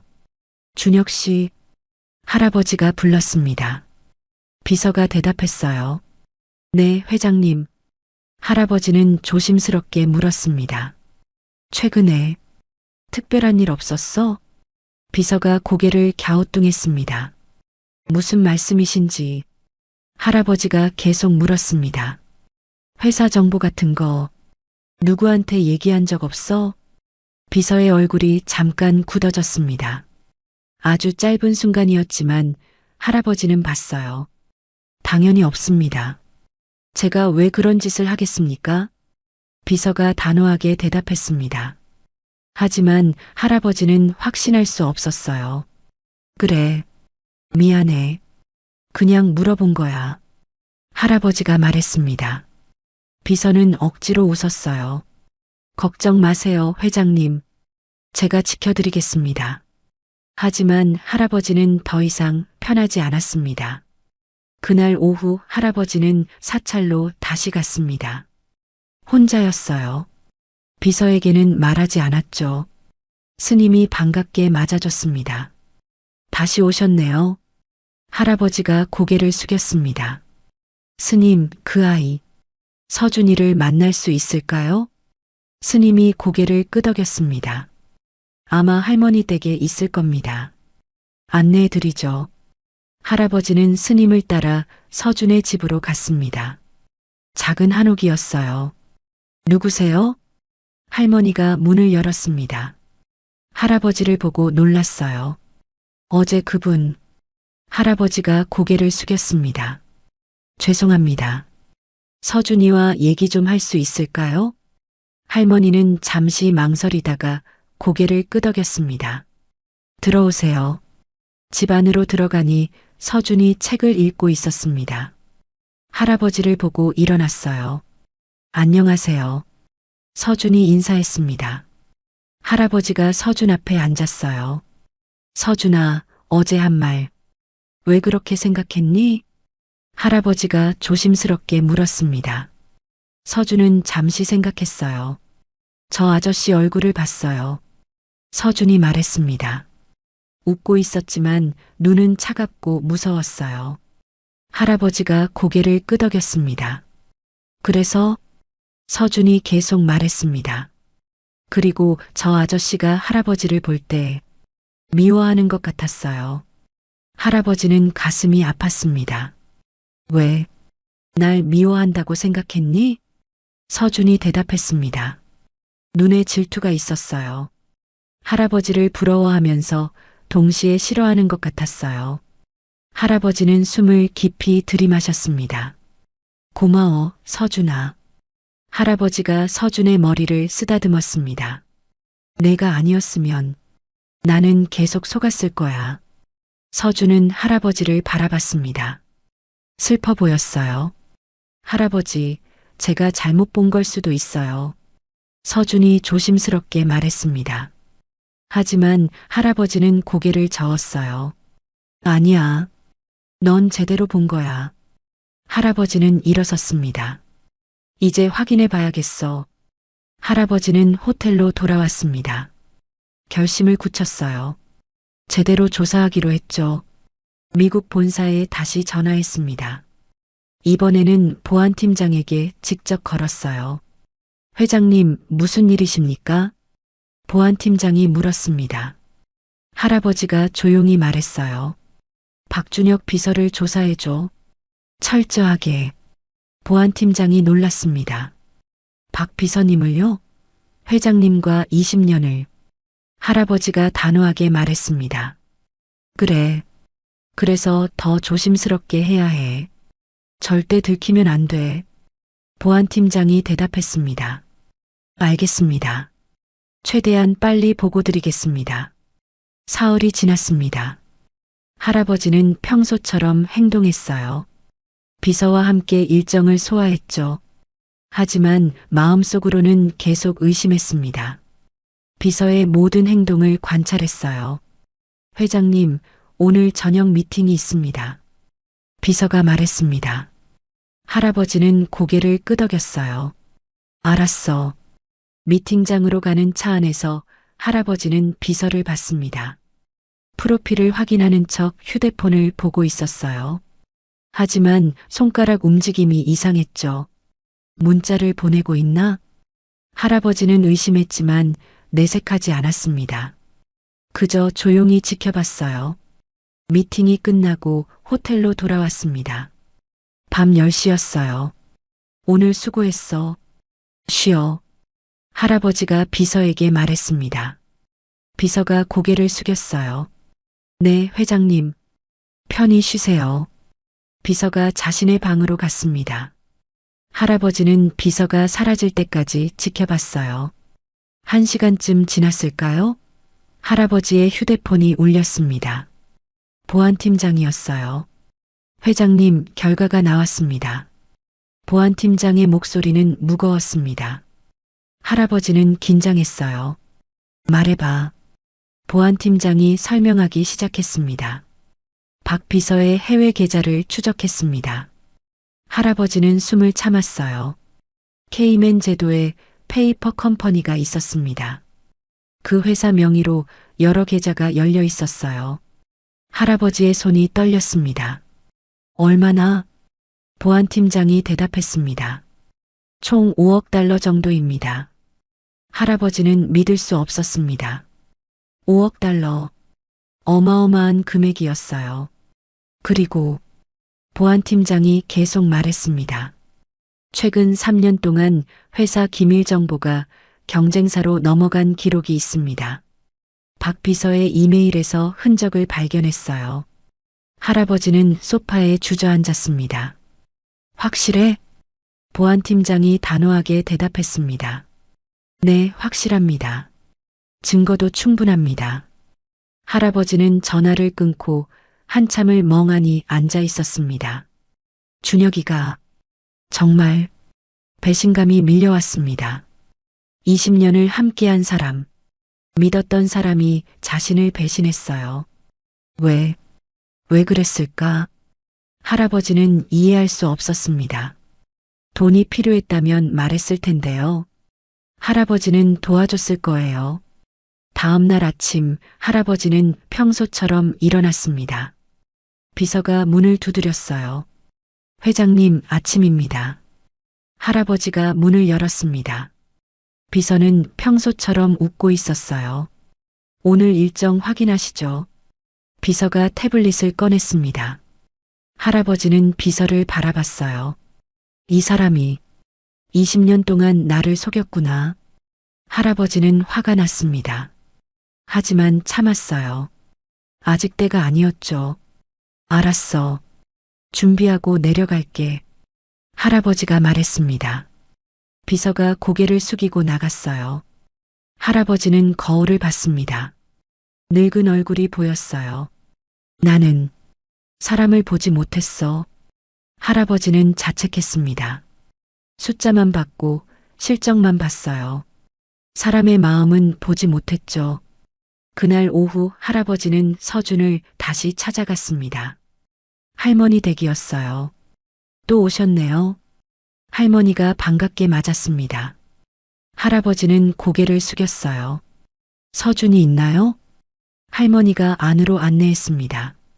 서준은 마당에서 놀고 있었어요. 할아버지, 서준이 달려왔습니다. 할아버지가 서준을 안아줬어요. 서준아, 내 말이 맞았어. 할아버지가 조용히 말했습니다. 서준은 고개를 갸우뚱했어요. 뭐가요? 할아버지가 설명했습니다. 저 사람, 정말 배신자였어. 서준은 슬픈 표정을 지었습니다. 죄송해요, 할아버지.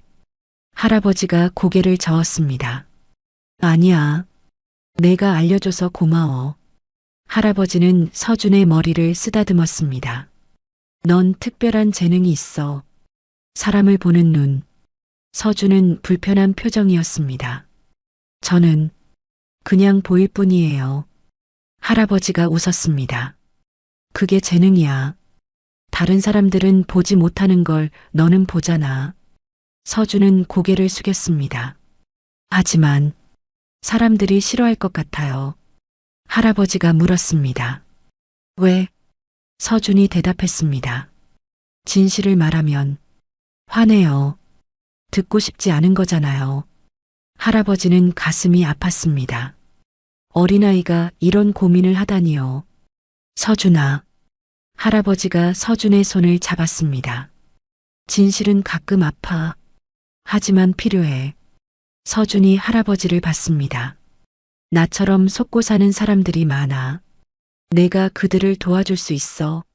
서준은 잠시 생각했습니다. 하지만 무서워요. 할아버지가 물었습니다. 뭐가? 서준이 대답했습니다. 사람들이 저를 이상하게 볼까 봐요. 할아버지는 서준을 안아줬습니다. 괜찮아. 넌 특별한 아이야. 이상한 게 아니라 특별한 거야. 서준은 할아버지 품에서 울었습니다. 그동안 참았던 감정이 터진 거예요. 할머니가 차를 가져왔습니다. 세 사람은 함께 차를 마셨어요. 회장님은 이제 어떻게 하실 겁니까? 할머니가 물었습니다. 할아버지가 대답했습니다. 확인해야죠. 직접 물어볼 겁니다. 다음 날 할아버지는 비서를 회의실로 불렀습니다. 호텔 안에 작은 회의실이었어요. 회장님, 무슨 일이십니까? 비서가 물었습니다. 평소처럼 공손한 태도였어요. 할아버지는 책상 위에 서류를 내려놓았습니다.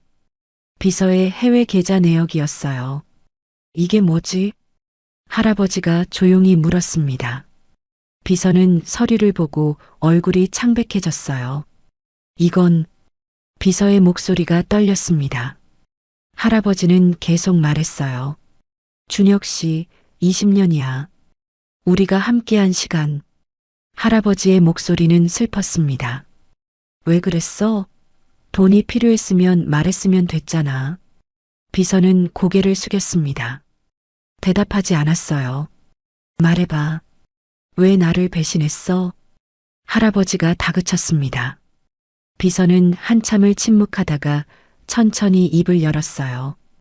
회장님은 비서의 목소리는 떨렸습니다.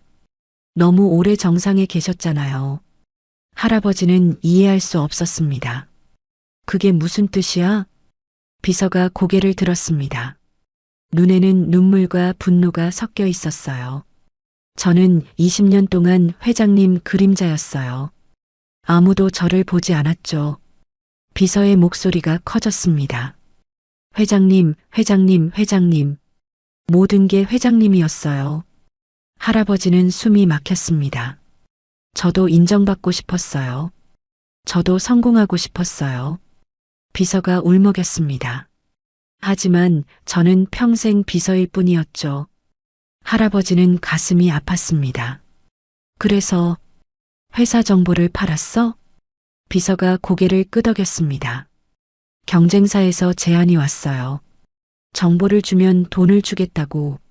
비서는 자포자기한 표정이었습니다. 처음에는 거절했어요. 하지만 계속 유혹이 왔죠. 비서가 계속 말했습니다. 그리고 어느 날 받아들였어요. 작은 정보부터 시작했죠. 할아버지는 믿을 수 없었습니다. 3년 동안 계속? 비서가 고개를 끄덕였습니다. 네. 점점 큰 정보를 넘겼어요. 할아버지는 책상을 쳤습니다. 내가 널 믿었는데. 할아버지의 목소리가 떨렸습니다. 20년을 함께 했잖아. 나는 널 가족처럼 생각했어. 비서는 비웃었습니다. 가족이요? 회장님은 저를 한 번도 제대로 본 적 없어요. 비서의 말에 할아버지는 할 말을 잃었습니다. 저는 그냥 편리한 도구였죠. 일 잘하는 비서, 비서가 눈물을 흘렸습니다. 저도 꿈이 있었어요. 저도 인정받고 싶었어요. 할아버지는 고개를 숙였습니다. 자신을 돌아봤어요. 내가 정말 준혁이를 제대로 본 적이 있었나? 할아버지는 깨달았습니다. 비서의 이름은 알았지만 마음은 몰랐어요. 꿈도 고민도 전혀 몰랐죠. 미안해. 할아버지가 조용히 말했습니다. 비서가 놀라 할아버지를 봤어요. 회장님, 할아버지가 계속 말했습니다. 내가 사람을 사람으로 보지 못했어. 할아버지의 눈에서 눈물이 흘렀습니다.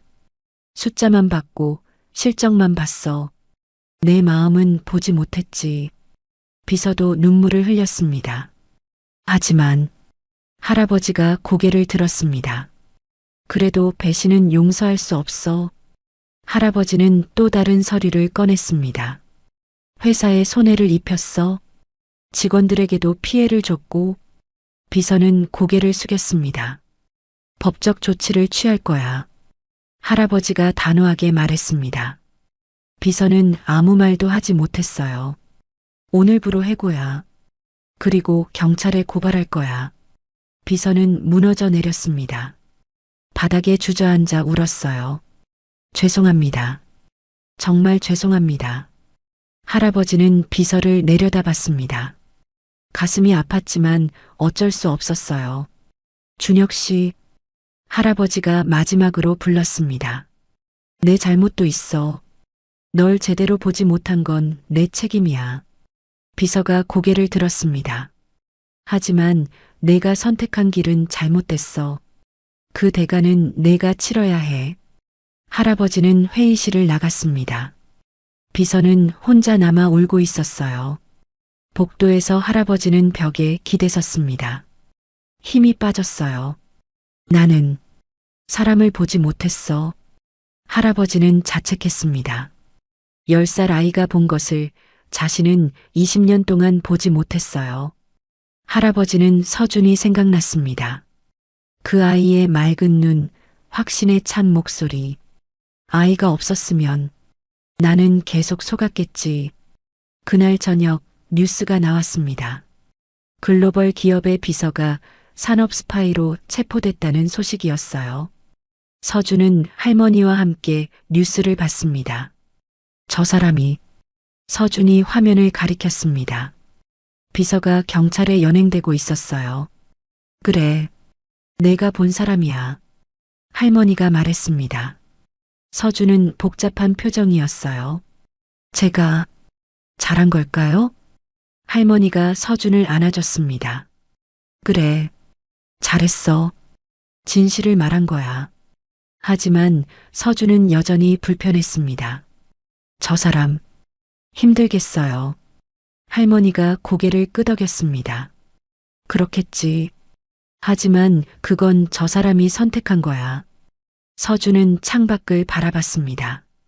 어두워지는 하늘이 보였어요. 사람을 본다는 게 이렇게 힘든 거구나. 서준은 깨달았습니다. 진실을 보는 건 때로 아픈 일이었어요. 한편 할아버지는 호텔방에서 혼자 앉아 있었습니다. 창밖을 바라보며 생각에 잠겼어요. 나는 무엇을 놓치고 살았을까? 할아버지는 자신의 인생을 돌아봤습니다. 성공, 돈, 명예.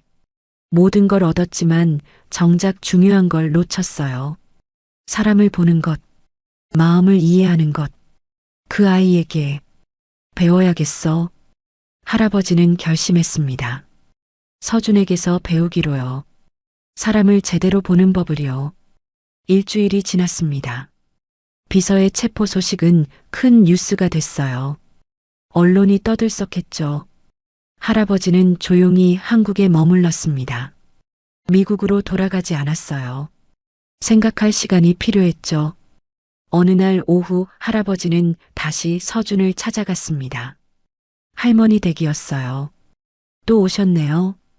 할머니가 문을 열며 웃었습니다.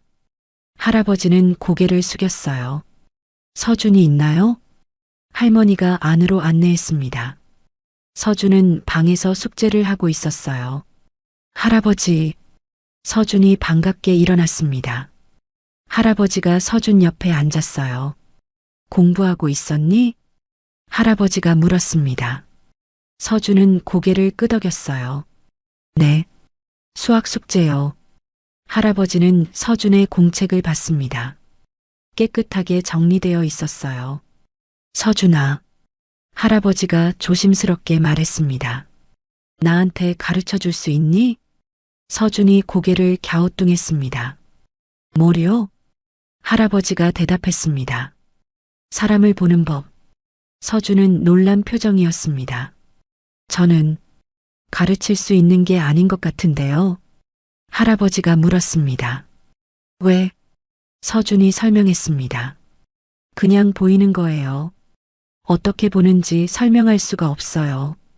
할아버지는 생각했습니다. 그럼 함께 연습할까? 서준이 고개를 갸우뚱했습니다. 연습이요? 할아버지가 제안했습니다. 사람들을 같이 보는 거야. 내가 뭘 보는지 나한테 말해주면 나도 배울 수 있을 거야. 서준은 잠시 생각하다가 고개를 끄덕였습니다. 해볼게요.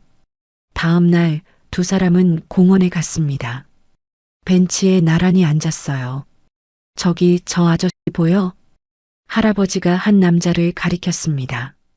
중년 남자가 핸드폰을 보며 걷고 있었어요. 네. 서준이 남자를 봤습니다. 어때? 할아버지가 물었습니다. 서준은 한참을 관찰했어요. 저 아저씨는 걱정이 많은 것 같아요. 서준이 말했습니다. 어떻게 알아? 할아버지가 물었습니다.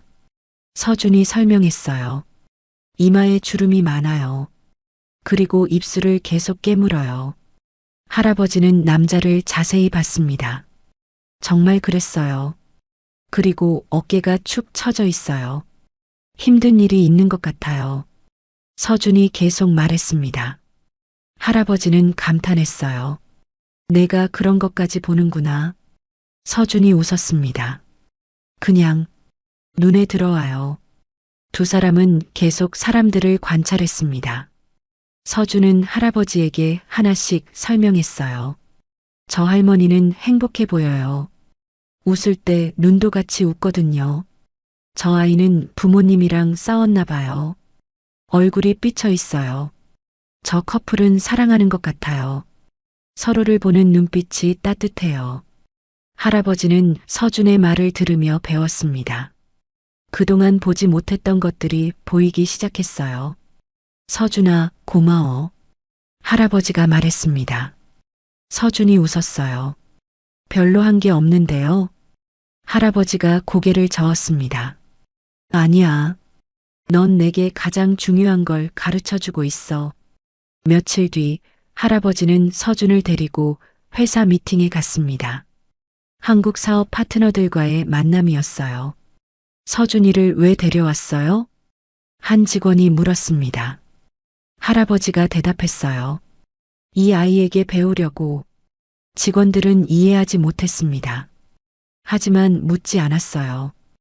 회의실에서 파트너들을 만났습니다. 4명의 사업가가 왔어요. 할아버지는 그들과 악수하며 인사했습니다. 서준은 조용히 뒤에 서 있었어요. 회의가 시작됐습니다. 투자 계획에 대한 논의였어요. 우리 회사는 이번 프로젝트에 큰 관심이 있습니다. 한 사업가가 말했습니다. 열정적으로 설명했어요. 할아버지는 서류를 보며 들었습니다. 하지만 가끔 서준을 봤어요. 서준은 사업가들을 관찰하고 있었습니다. 조용히 주의 깊게요. 회의가 끝나고 사업가들이 나갔습니다.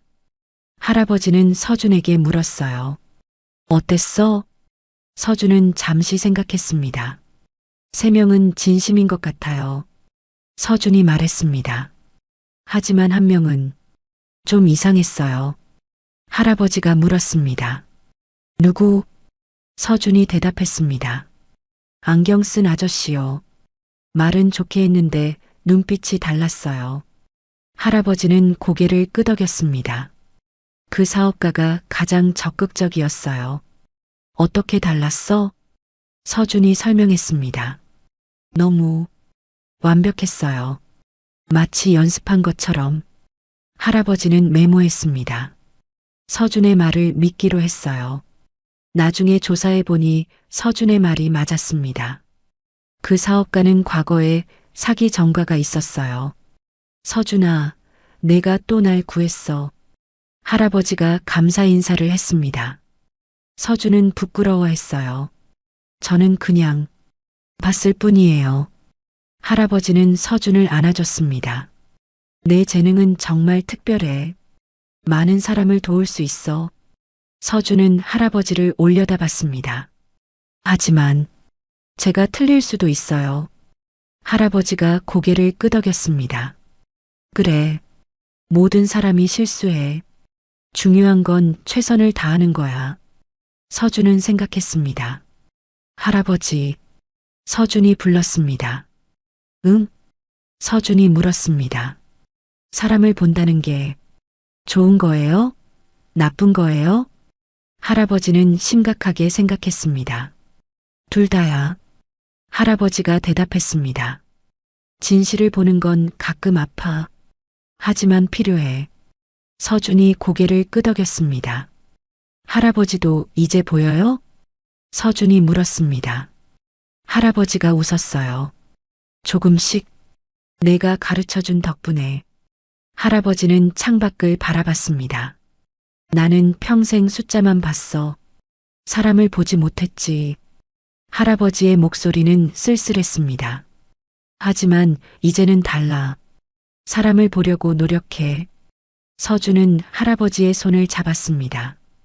할아버지는 좋은 사람이에요. 할아버지가 물었습니다.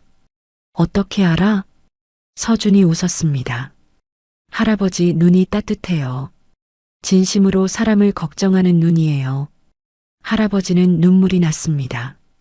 10살 아이가 자신을 이렇게 봐주다니요. 고마워, 서준아. 한 달이 지났습니다. 할아버지는 미국으로 돌아가야 했어요. 회사 일이 기다리고 있었죠. 떠나기 전날 할아버지는 큰 행사를 준비했습니다. 서울의 한 호텔 연회장이었어요. 회장님, 무슨 행사입니까? 직원들이 물었습니다. 할아버지는 미소만 지었어요. 곧 알게 될 거야. 행사 당일 많은 사람들이 모였습니다. 언론도 왔고 사업 파트너들도 왔어요. 서준과 할머니도 초대받았습니다. 서준은 정장을 입고 왔어요. 어색해 보였죠. 할아버지, 왜 이렇게 많은 사람이 와요? 서준이 물었습니다. 할아버지가 웃었어요. 곧 알게 될 거야. 행사가 시작됐습니다. 할아버지가 단상에 올라갔어요. 여러분, 오늘 이 자리에 와주셔서 감사합니다. 할아버지가 마이크를 잡았습니다. 사람들이 조용히 들었어요. 저는 오늘 특별한 사람을 소개하려고 합니다. 할아버지는 서준을 단상으로 불렀습니다. 서준은 놀라 할머니를 봤어요. 올라가렴. 할머니가 등을 밀었습니다. 서준은 떨리는 걸음으로 단상에 올라갔어요. 이 아이는 윤서준입니다. 10살이에요. 할아버지가 서준을 소개했습니다. 사람들이 웅성거렸어요. 이 아이가 제 인생을 바꿨습니다. 할아버지의 목소리는 떨렸습니다. 한 달 전 저는 20년을 함께한 비서에게 배신당했습니다. 사람들이 숨을 죽였습니다. 모두 그 사건을 알고 있었어요. 하지만 저는 몰랐습니다. 20년 동안 전혀 몰랐죠. 할아버지가 고개를 숙였습니다. 이 아이가 알려줬습니다. 단 한 번 본 것만으로요. 사람들이 놀라 서준을 봤습니다. 서준은 부끄러워 고개를 숙였어요. 서준이는 특별한 재능이 있습니다. 사람을 보는 눈이죠. 할아버지가 설명했습니다. 얼굴을 보고 마음을 읽을 수 있어요. 사람들이 수군거렸습니다. 믿기 어려운 이야기였어요. 저는 이 아이에게서 배웠습니다. 할아버지가 계속 말했습니다.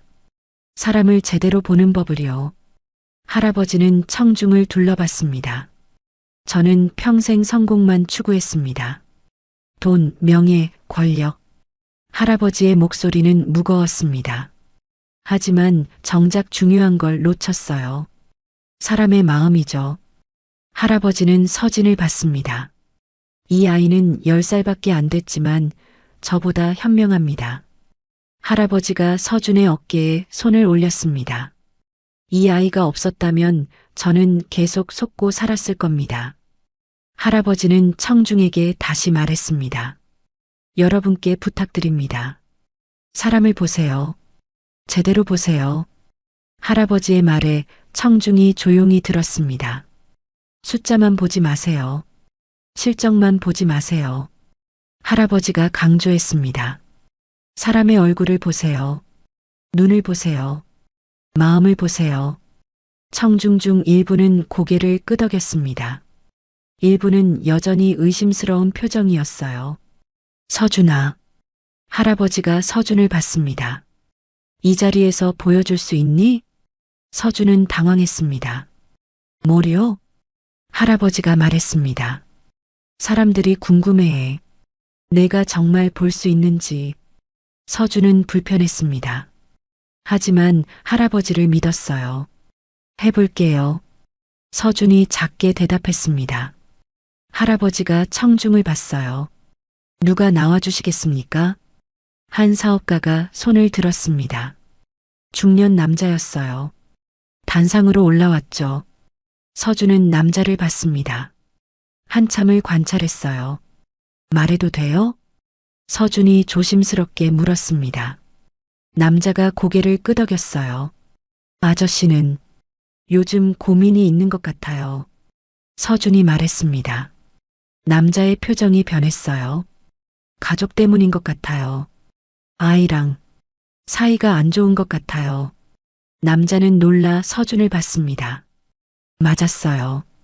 그리고 서준이 계속 말했습니다.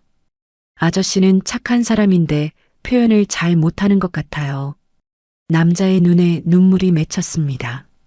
정확했어요. 고마워, 아가. 남자가 서준의 머리를 쓰다듬었습니다. 그리고 단상에서 내려갔어요. 청중이 박수를 쳤습니다. 놀라운 광경이었어요. 또 다른 사람이 나왔습니다. 여자 사업가였어요. 서준은 그 사람도 봤습니다. 아줌마는 지금 결정을 해야 하는 일이 있는 것 같아요. 서준이 말했습니다. 여자가 놀랐어요. 중요한 선택이에요. 근데 두려운 것 같아요. 여자는 인정했습니다. 맞아. 새로운 사업을 시작할까 말까 고민 중이야. 서준이 말했습니다. 아줌마 눈에는 열정이 있어요. 하고 싶은 게 보여요. 여자가 웃었습니다. 고마워, 아가. 용기를 얻었어. 청중이 다시 박수를 쳤습니다. 더 크고 길게요. 여러 사람이 나와 서준에게 봐달라고 했습니다. 서준은 하나씩 말해줬어요. 모두 정확했습니다. 사람들은 감탄했어요. 행사가 끝나고 할아버지는 서준을 안아줬습니다. 잘했어. 정말 잘했어. 서진은 피곤한 표정이었습니다. 할아버지, 저 이제 쉬고 싶어요. 할아버지가 웃었습니다. 그래, 쉬자. 저녁에 할아버지와 서준, 할머니는 조용한 식당에서 식사했습니다. 서준아, 할아버지가 불렀습니다. 응?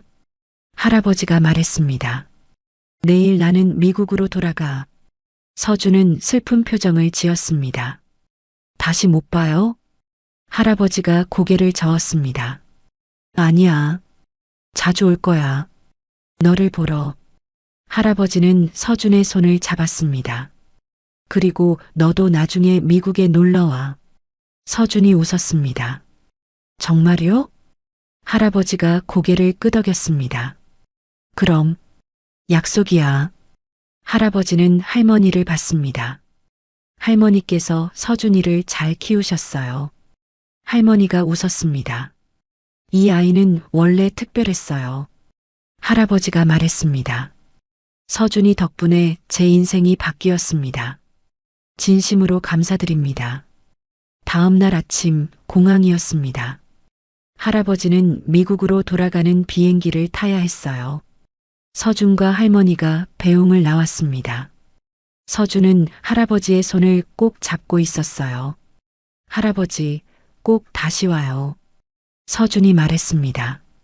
할아버지는 무릎을 꿇고 서준과 눈높이를 맞췄어요. 그럼 약속할게. 할아버지가 주머니에서 작은 상자를 꺼냈습니다. 이거 넣어줄게. 상자를 열어보니 시계였습니다. 비싸 보이는 시계였어요. 이건 제 할아버지께서 주신 거야. 할아버지가 설명했습니다.